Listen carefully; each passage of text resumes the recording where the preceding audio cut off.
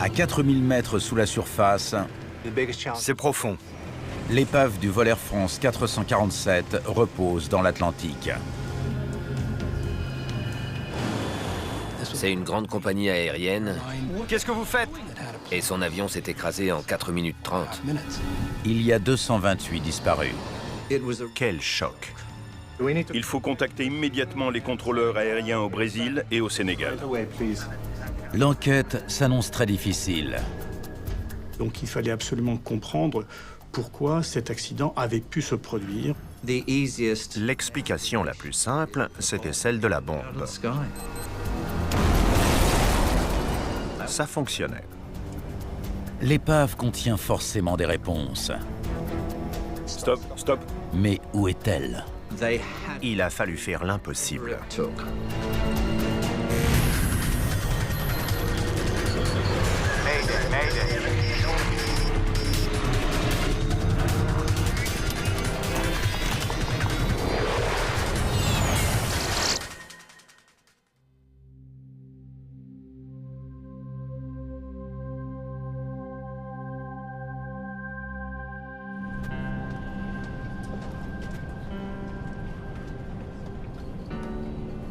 Le vol Air France 447 est au-dessus de l'océan Atlantique.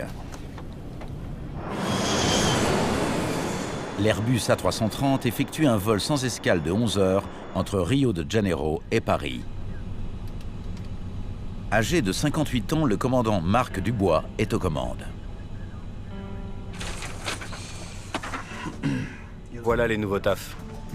C'est un des commandants de bord les plus expérimentés de la compagnie aérienne. Qu'est-ce qu'on voit mal dans cet avion avec ses éclairages? Le copilote Pierre-Cédric Bonin a 32 ans et vole sur A330 depuis environ un an. On arrive à Intol.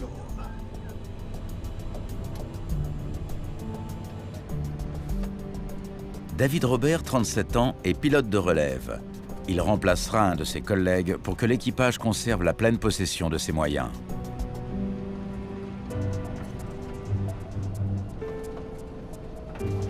Il y a 216 passagers à bord de ce vol de nuit, dont un cadre canadien, Brad Clemess. J'avais discuté avec mon frère le dimanche matin. On avait parlé des enfants jusqu'à ce qu'il embarque. Comme tous les gens qui volaient énormément, il était tout le temps entre deux avions. Et je crois que c'était quelque chose qui lui plaisait. Le pilote automatique maintient l'avion à 35 000 pieds. Air France 447. Air France 447, parlez. Le contrôle aérien brésilien se manifeste. 447, contactez Atlantic Centre. Toutes les 10 minutes, un ordinateur embarqué qui surveille notamment les moteurs et les systèmes hydrauliques adresse au centre de contrôle des opérations d'Air France des messages contenant des renseignements sur la position et l'état général de l'avion.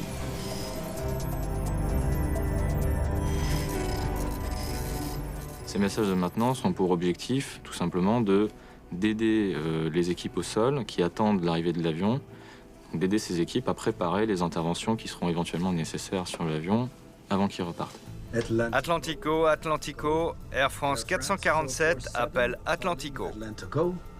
447, Atlantico, parlez. Au bout de 3 heures de vol, l'avion arrive à un point de cheminement au large du Brésil. Air France 447, passons Intol. Maintenez 350. Je confirme. Donc, on a un truc droit devant. Oui, j'ai vu ça.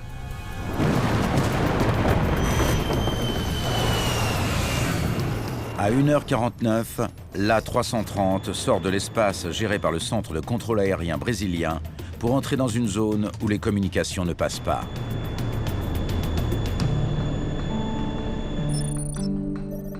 Deux heures plus tard, un aiguilleur du ciel appelle l'avion depuis le Sénégal. Air France 447, ici Dakar. Vous me recevez? Air France 447. Ne recevant pas de réponse, il prévient la compagnie aérienne. Ici Dakar. Vous avez des nouvelles du 447? Négatif. Patientez, s'il vous plaît. La seule communication se résume aux 24 messages de maintenance transmis automatiquement par l'avion quelques heures plus tôt.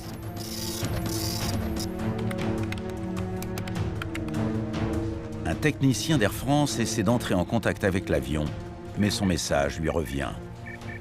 Bon sang. Est-ce un problème de transmission? La radio haute fréquence, surtout de nuit, n'est vraiment pas très fiable. Donc, en l'absence de réponse, tout le monde a d'abord espéré que ce n'était qu'un problème de communication.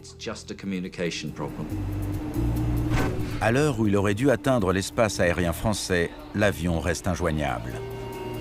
À Roissy, on est toujours sans nouvelles après l'heure d'arrivée prévue. À ce moment-là, l'A330 est de toute façon à court de carburant.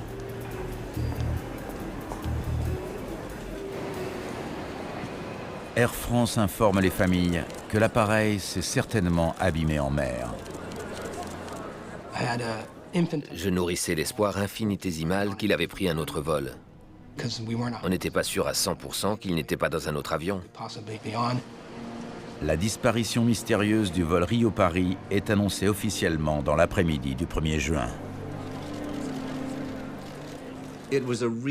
Quel choc pour moi et pour l'ensemble du secteur aérien d'apprendre qu'un avion aussi moderne qu'un Airbus A330, appartenant à une compagnie de stature internationale comme Air France, avait disparu sans prévenir. La recherche de survivants commence aussitôt dans l'Atlantique. L'avion avait disparu 11 ou 12 heures plus tôt, sans passer le moindre appel. C'est l'un des pires accidents de l'histoire de l'aviation commerciale. Un avion de passagers à la pointe de la technologie a disparu et 228 personnes sont décédées. Je leur ai dit la vérité, c'est-à-dire que les perspectives de retrouver des survivants sont très faibles. Le chef de l'État ne cache pas son pessimisme. La mission confiée au BEA, le Bureau d'enquête et d'analyse pour la sécurité de l'aviation civile basé au Bourget, paraît simple. Donc il fallait absolument comprendre pourquoi cet accident avait pu se produire sur cet avion et dans cette compagnie aérienne. Là-bas, merci. Pilote et ingénieur en aéronautique, Alain Bouillard, nommé directeur de l'enquête, a près de 20 ans de métier.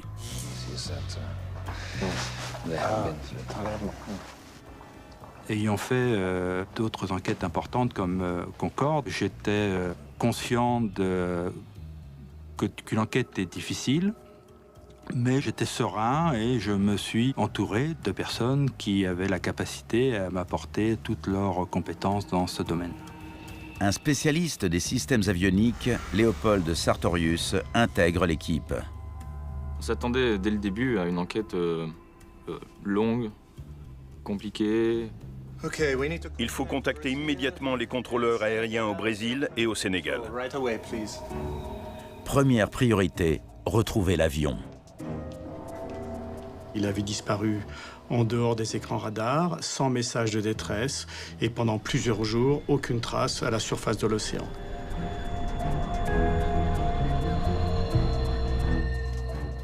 C'est le dernier report de position. Des messages de position envoyés par l'avion toutes les 10 minutes qui nous ont permis de finalement d'être assez sûr de la zone, d'une zone assez large où pouvait se trouver l'avion. Connaissant la vitesse, mais pas la direction prise par l'avion après l'envoi de cet ultime message, les enquêteurs définissent une zone de recherche immense. Commençons ici. Elle s'étend sur des milliers de kilomètres carrés. Des appareils aériens et maritimes la sillonnent à l'affût du moindre signe de l'A330.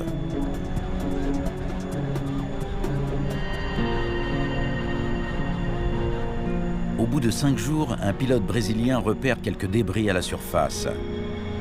En revanche, il n'y a aucune trace de survivants. Cette découverte met un terme aux derniers espoirs des familles. Tous ceux qui se trouvaient à bord ont malheureusement péri. Le monde s'est écroulé. C'était absolument atroce. C'était quelqu'un de formidable, on était très proches. On ne peut rien imaginer de plus terrible. Toutes les familles des disparus ressentent à peu près la même chose. Et toutes ont besoin de réponses.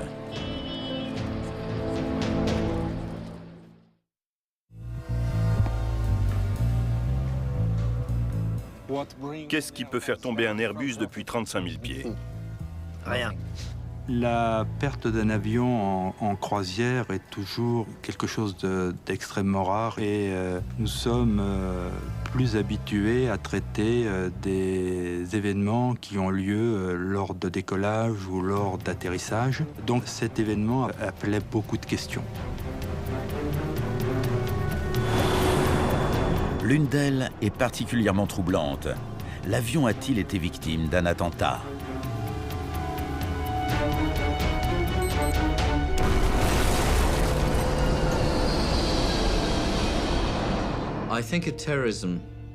Le scénario de l'acte terroriste était tout à fait plausible.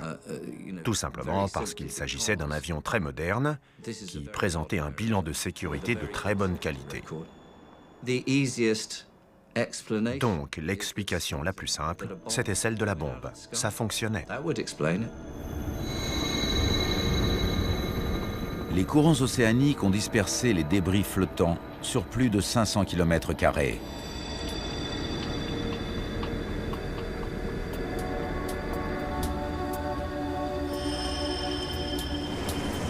Chacun d'eux est soigneusement répertorié et photographié avant d'être expédié à terre pour analyse. Mais c'est l'épave qui gît au fond de l'océan qu'il faut impérativement trouver, car elle contient les précieuses boîtes noires. Si nous ne retrouvons pas les enregistreurs de vol, nous ne comprendrons jamais ce qui s'est passé. Elle mémorise des éléments importants. Air France 447. Air France 447, parlez. Parmi eux figurent notamment les conversations et les actions des pilotes. Les enregistreurs de vol sont munis d'une balise acoustique subaquatique permettant de les localiser. Mais il faut faire vite, car leurs batteries n'ont qu'une autonomie de 30 jours.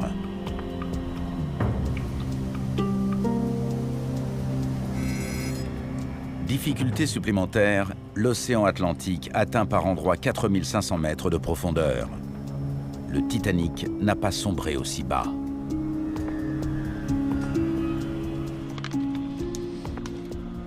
Les techniciens sont à l'écoute. Il faut être juste au-dessus. Le bateau passe au peigne fin un périmètre de 17 000 km². Était tombé, c'était une zone immense. Nous avions engagé une véritable course contre la montre pour pouvoir travailler dans les délais de 30 jours. Pendant ce temps, certains enquêteurs se penchent sur les seules preuves à leur disposition.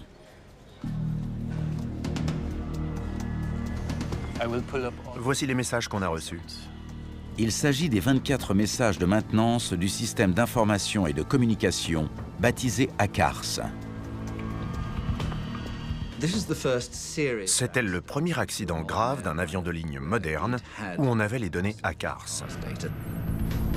Le contenu des messages ACARS est hautement technique et n'a pas vocation à garder une trace de ce que l'équipage a vu, dit ou fait.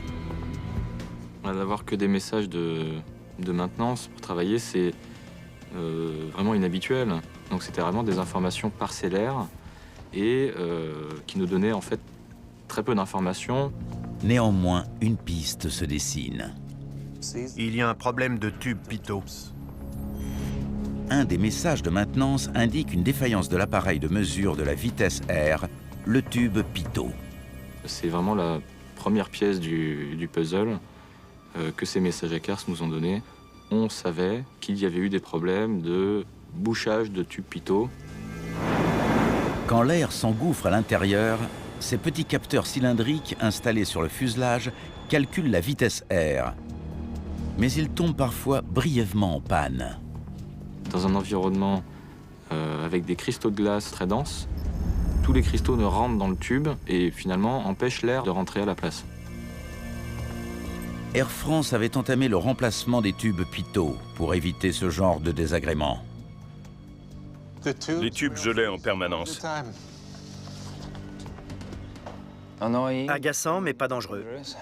En effet, cet incident est loin d'être catastrophique. Un pitot ne fait pas s'écraser un avion. D'autant que les pilotes savent gérer un bouchage. La compagnie avait diffusé auprès de ses pilotes un OSV, un bulletin d'information décrivant le phénomène et la conduite à tenir. Regardez. Conclusion, à elle seule, l'obstruction des tubes Pitot n'explique pas le drame. Ces messages n'aident guère. Nous avions eu ces certitudes très vite et qu'il nous fallait chercher ailleurs.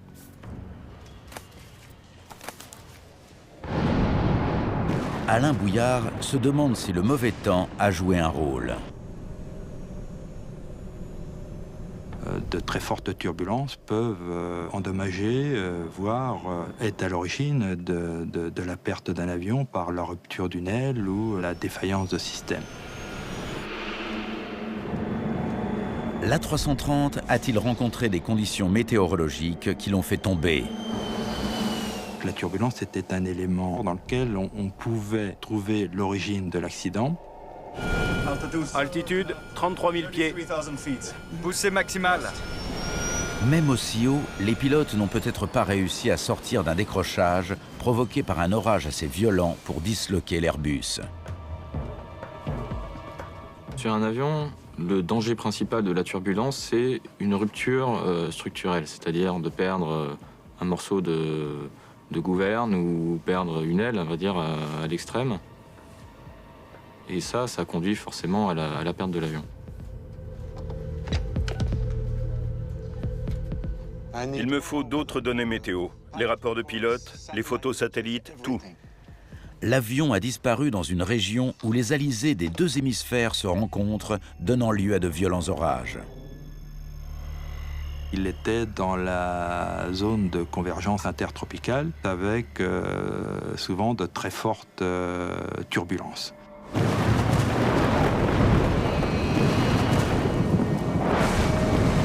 La même nuit, des avions se sont déroutés à cause du temps. Mais quelle météo l'A330 a-t-il affronté? Quelles étaient les conditions réelles? Quel était l'environnement réel de cet avion? C'était une véritable question.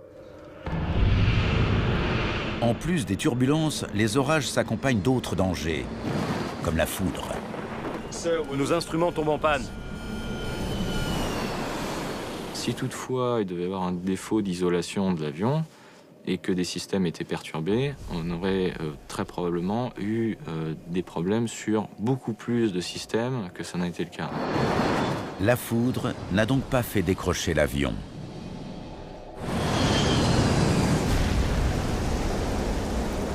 Les seules preuves sont les rares débris repêchés en surface, dont des gilets de sauvetage inutilisés qui indiquent que les passagers n'ont pas eu le temps de les enfiler. La récupération des gilets de sauvetage dans leur emballage d'origine nous a permis de comprendre que l'événement s'était passé de façon très vite et que les passagers n'avaient pas été préparés à cet impact avec la surface de l'eau. La catastrophe aurait donc été soudaine.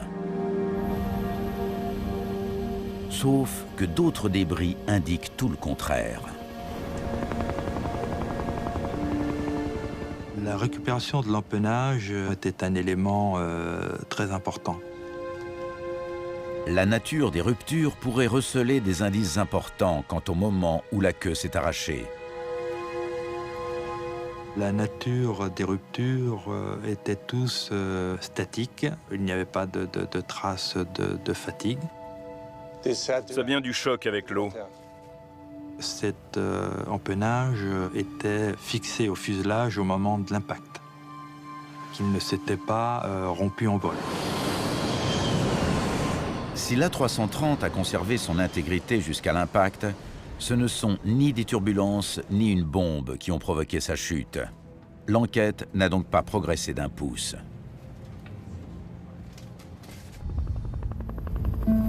Trois semaines se sont écoulées depuis la disparition du vol Air France 447 au-dessus de l'Atlantique. D'ici quelques jours, les balises acoustiques n'auront plus de batterie.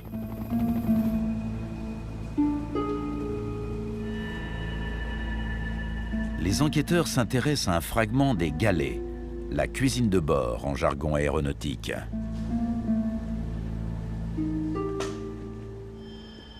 On dirait que la pression a été verticale.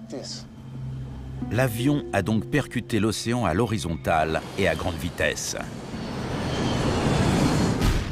L'examen des galets confirmait la force de l'impact vertical lors de son contact avec la surface de l'eau. Tout ce qui était dans l'avion a été complètement aplati.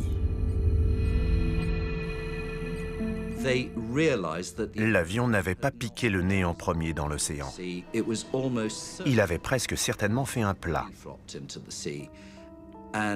Comment une chose pareille pouvait-elle arriver à un avion de ligne moderne? Personne n'en avait aucune idée. Dans ces conditions, retrouver les enregistreurs était essentiel pour comprendre et expliquer pourquoi cet accident était arrivé. Au 30e jour des recherches, partant du principe que les balises ont cessé d'émettre, les enquêteurs poursuivent l'exploration à l'aide de sonars ultra performants. Dorénavant, nous ne pouvions plus utiliser que des sonars pour pouvoir détecter les masses métalliques au fond de l'océan et d'avoir une chance de localiser l'épave. Mais le relief sous-marin très accidenté complique le travail. Un périmètre de recherche pareil, c'était du jamais vu. En gros, on fouillait une surface aussi étendue que la Suisse et avec le même dénivelé que les Alpes. En plusieurs mois de recherche, le sonar balaie plus de 22 000 km² de fonds océaniques sans obtenir le moindre résultat. L'absence d'enregistreurs de vol et d'épave a été ressentie comme un grand moment de frustration et un échec de l'enquête technique. Pour nous, c'était inconcevable de perdre un avion de ligne au XXIe siècle, de ne pas comprendre, ne serait-ce qu'approximativement, pourquoi 228 personnes étaient mortes. Déterminé à réussir, le BEA fait appel aux sous-marins autonomes qui ont permis de découvrir le Titanic. C'était la première fois que ces sous-marins exploraient un tel relief, à une telle profondeur et à la recherche de quelque chose d'aussi petit. L'A330 est gros, mais au fond d'un océan, il est minuscule. Si minuscule qu'il reste introuvable. À croire qu'il a disparu sans laisser de traces.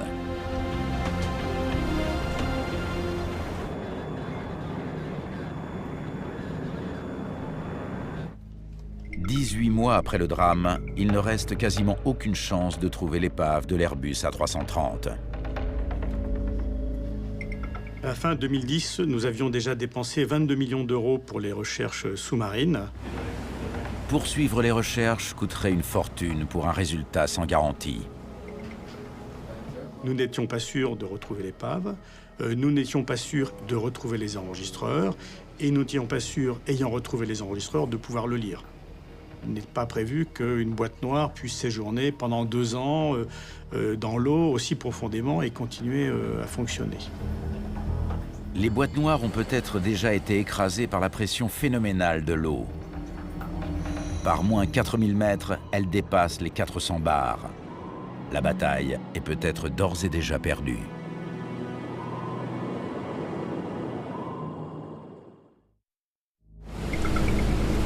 Près de 2 ans après le crash du vol Rio-Paris, sans l'épave ni les boîtes noires, les enquêteurs n'ont guère avancé, mais ils refusent de baisser les bras. On continue. Je sais qu'on peut trouver les enregistreurs. Le travail du BEA était de découvrir ce qui était arrivé. Donc ils voulaient mettre la main sur les boîtes noires. Mais imaginez ce que cela représentait pour Airbus de ne pas connaître l'origine de cet accident, de ne pouvoir envisager que des théories. Les familles des victimes attendent aussi des réponses. C'était très important que le BEA trouve les boîtes noires. Donc on était déterminés à faire pression sur les autorités pour qu'elles poursuivent leur travail. Le 25 mars 2011, le BEA lance une dernière phase de recherche à l'aide de sous-marins autonomes en concentrant les efforts dans un rayon de 74 km autour de la dernière position connue de l'avion.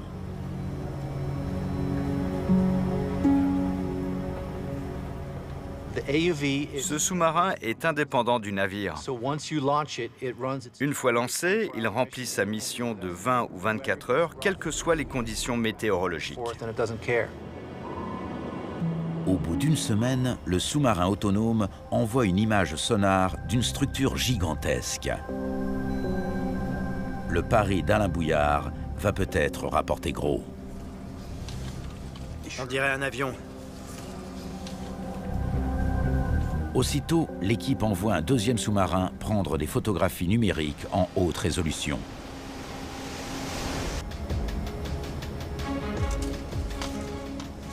Je n'y croyais plus.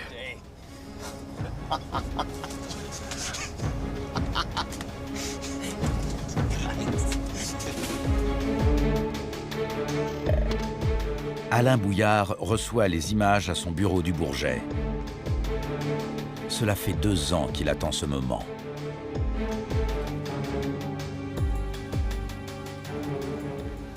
Incroyable. Dieu soit loué. Le moment de l'envoi des photos était quelque chose qui était attendu depuis 2 ans et quelque chose qui procure des émotions indescriptibles, très fortes. Le 3 avril 2011, les efforts de recherche sont enfin couronnés de succès. L'épave repose à 12 km au nord-est de la dernière position connue de l'avion, par 3900 mètres de profondeur. D'avoir déjà localisé cette épave était quelque chose d'exceptionnel et de très fort dans la vie d'un enquêteur.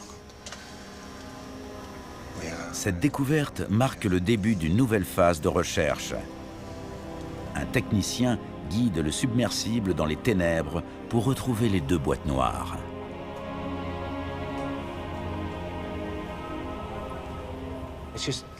On aurait dit une décharge avec des débris d'avion un peu partout. Des morceaux empilés les uns sur les autres, des bouts de revêtement du fuselage, les moteurs. Il y en avait de tous les côtés. Mais les jours passent et les enregistreurs restent introuvables. De toute façon, après 2 ans d'immersion, il y a toutes les chances qu'ils soient inexploitables.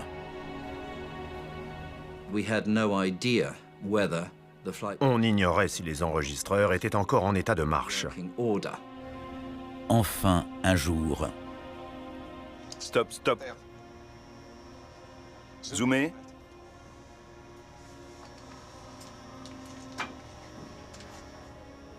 Incroyable. Absolument incroyable.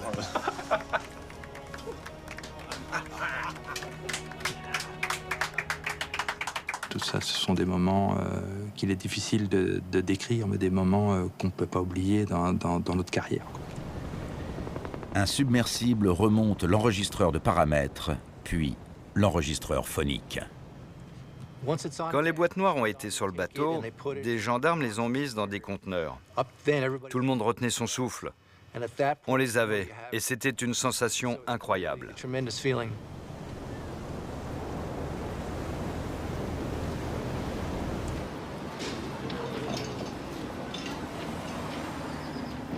Les gendarmes apportent les enregistreurs au laboratoire du BEA.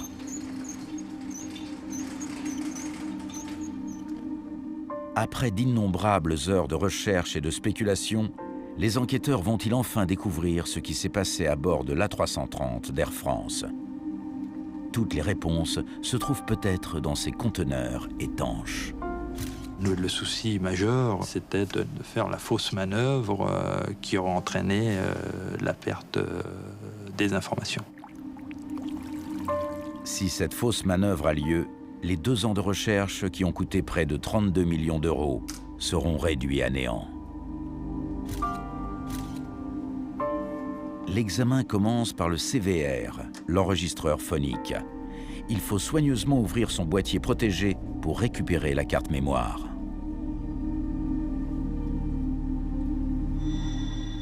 Le pire aurait été que certaines mémoires aient elles-mêmes été cassées. Les composants physiquement aient été cassés. Ça se présente mal. C'est cassé. L'émetteur paraît abîmé. On s'est vite aperçu qu'il y avait des petits composants qui étaient cassés. Et donc on n'était pas sûr que tout était en état de marche. Si les techniciens n'arrivent pas à réparer, on ne saura peut-être jamais ce qui s'est passé dans le poste de pilotage, ni qui était aux commandes. C'est la carte mémoire de l'autre. L'autre examen s'annonce plus prometteur. Super. Elle est indemne. Je crois qu'on s'est tous regardés en disant mais c'est incroyable. C'est incroyable. Qu'il soit dans cet état-là, c'est incroyable. La carte avec les mémoires était en excellent état et on a pu lire les données très rapidement. Pendant que les techniciens réparent la carte du CVR, Léopold Sartorius dépouille les données de l'autre boîte noire. Vol normal en croisière à 35 000 pieds. Les paramètres indiquent une obstruction des tubes pitot. Les tubes pitot gèlent à ce moment-là. Ils donnent alors des vitesses R incohérentes qui entraînent comme prévu la déconnexion du pilote automatique. Le pilote automatique se coupe et un homme prend les commandes. Les pilotes sont prévenus par un signal sonore très bruyant qui peut surprendre. Ça a été le cas cette fois-ci. Et c'est la réaction de l'équipage à cette alarme qui est la clé de tout ce qui a suivi. L'équipage sait qu'un tube pitot se purge en 1 à 2 minutes. Le bouchage n'a duré que 56 secondes. Après, les indications de vitesse R sont redevenues normales. En attendant, il suffit de maintenir l'avion en palier. L'avion ne sait pas que vous ignorez quelle est la vitesse R. Il a simplement besoin de puissance pour continuer à voler en palier. Il ne reste pas en palier. L'homme qui était aux commandes a fait se dresser le nez. Il a paru à la déconnexion du pilote automatique des actions accabrées de forte amplitude par le pilote en fonction. Il monte de plus de 2500 pieds. Si on redresse le nez, l'avion monte et il ralentit. Ici, la vitesse baisse de plus de 90 nœuds en moins d'1 minute, ce qui déclenche une alarme de décrochage. Cette situation d'action accabrée à cette altitude ont amené très rapidement l'avion dans une situation de décrochage. Le décrochage se produit lorsque la portance devient insuffisante. C'est les actions des pilotes qui ont amené l'avion au décrochage.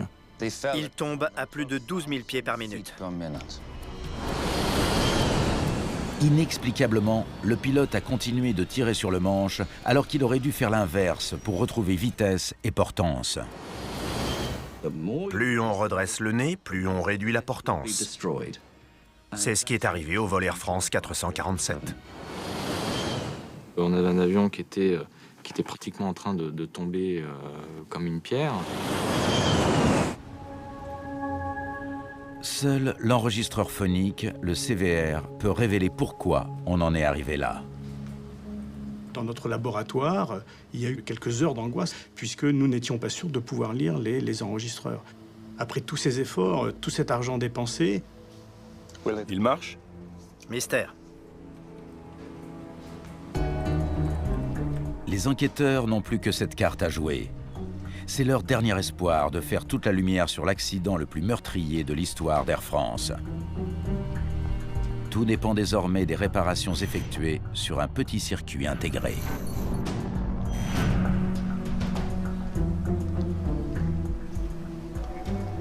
C'est l'heure de vérité. Air France 447. Air France 447, parlez. Air France 447, contactez Atlantic Centre. Atlantico, Atlantico. 40 minutes avant l'accident, le commandant Dubois est aux commandes. Air France 447, Atlantico, parlez. Air France 447, position Intol. Le CVR nous a permis de comprendre qui pilotait l'avion, qui surveillait les paramètres. Maintenez 350. Je confirme. Le copilote Pierre-Cédric Bonin est place droite. Donc, on a un truc droit devant. Ouais, j'ai vu ça. L'avion se dirige vers un orage. On dirait qu'on va rentrer dans la couche. Normalement, un équipage essaie de passer par-dessus un orage. Mais à ce stade du vol, ce n'est pas envisageable. Ça aurait été bien de monter là. Oui. À 35 000 pieds, l'air n'est pas assez dense pour que l'avion rempli de carburant puisse prendre de l'altitude. Il n'y a que deux solutions. Traverser la zone de mauvais temps ou la contourner.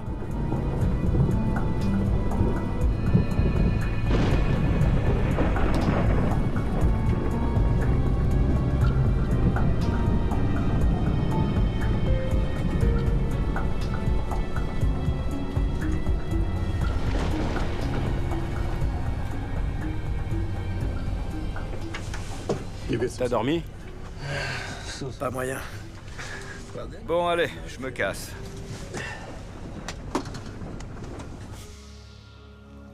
Le commandant de bord prend son temps de repos. Le copilote David Robert le remplace. Il compte près de 4000 heures de vol de plus sur A330 que son collègue, lui aussi copilote. David Robert est place gauche. Pierre-Cédric Bonin, le pilote en fonction, est place droite. Quelques minutes avant l'accident, le commandant est parti se reposer. Tu veux pas altérer un peu à gauche éventuellement?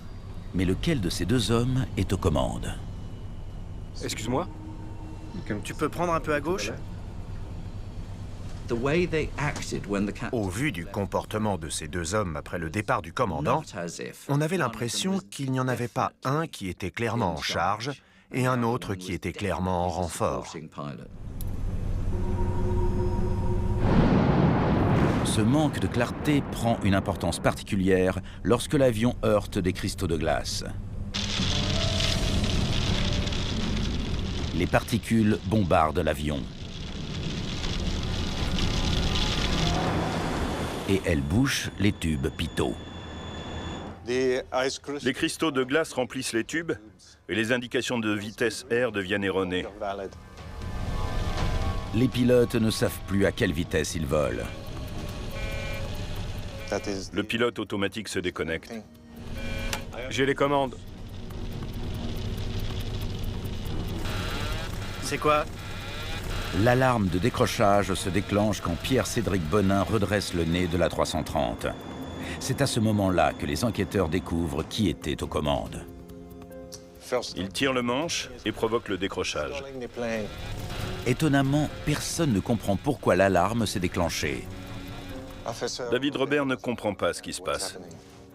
En voyant l'avion prendre de l'altitude et la vitesse air diminuer, il demande quelle est la vitesse air. On a perdu les vitesses. Il faudrait baisser le nez pour accélérer. Mais Pierre-Cédric Bonin, inexplicablement, continue de tirer sur le manche. Ok.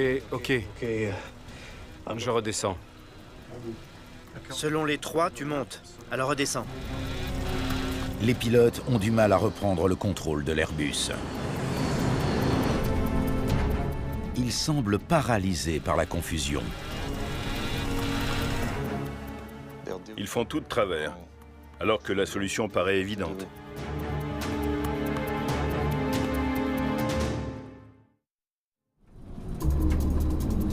Pour éviter qu'il arrive quoi que ce soit aux 216 passagers, David Robert appelle le commandant. Pierre-Cédric Bonin pousse la manette des gaz au maximum, mais sans résultat.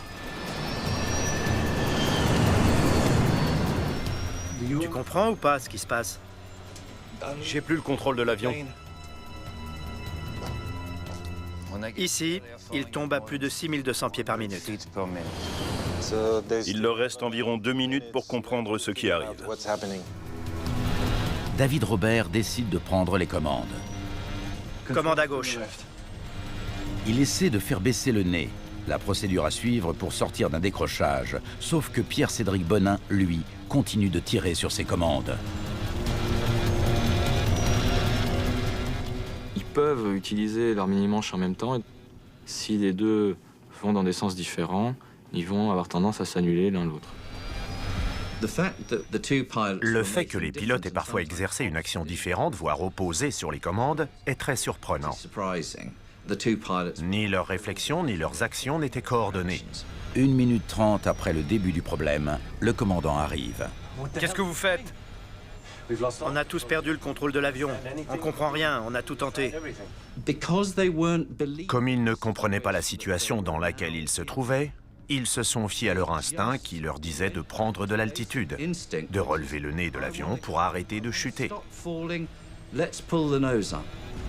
Marc Dubois scrute les instruments.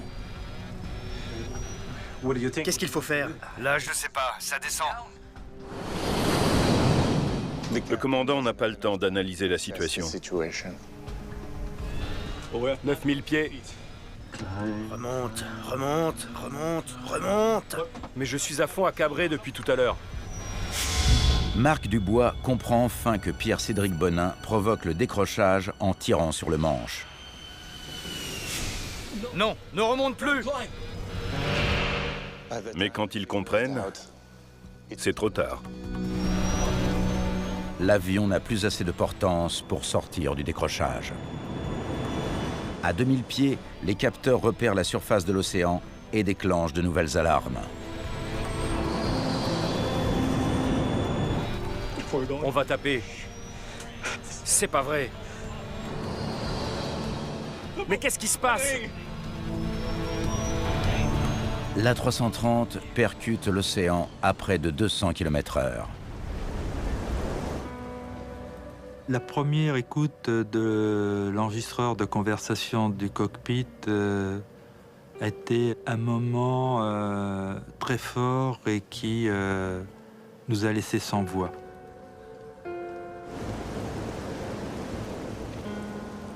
Qu'Alain Bouillard, il était tout pâle parce que à ce moment-là, il avait compris dans quel état de détresse s'était trouvé l'équipage pendant les dernières minutes du vol. À l'été 2011, les équipes chargées du sauvetage récupèrent 104 corps dans l'épave du vol Air France 447, dont celui de Brad Clemess. Le corps de mon frère a été remonté. On l'a ramené chez nous et on a célébré un office en bonne et due forme pour lui faire nos adieux. Cela nous a aidés. Plus de 3 ans après le drame, Alain Bouillard annonce que l'accident n'est pas imputable au gel des tubes Pitot, mais à l'incapacité de l'équipage d'identifier un problème et d'y remédier. C'est pas vrai. Mais qu'est-ce qui se passe? On se disait que ces avions étaient tellement sophistiqués qu'ils pouvaient quasiment voler tout seuls. Et que les équipages n'apprenaient même plus à prendre les commandes en manuel à haute altitude. Comme on pensait qu'ils resteraient toujours sur pilote automatique, cela semblait inutile. Aujourd'hui, les pilotes apprennent à faire face à des indications d'anomalies de vitesse et à sortir d'un décrochage en haute altitude. Les compagnies aériennes doivent être prêtes à investir plus d'argent dans l'entraînement au pilotage manuel et dans l'amélioration des connaissances de leurs pilotes. L'accident du vol Air France 447 montre qu'on ne peut plus s'en dispenser. Il faut que cela change.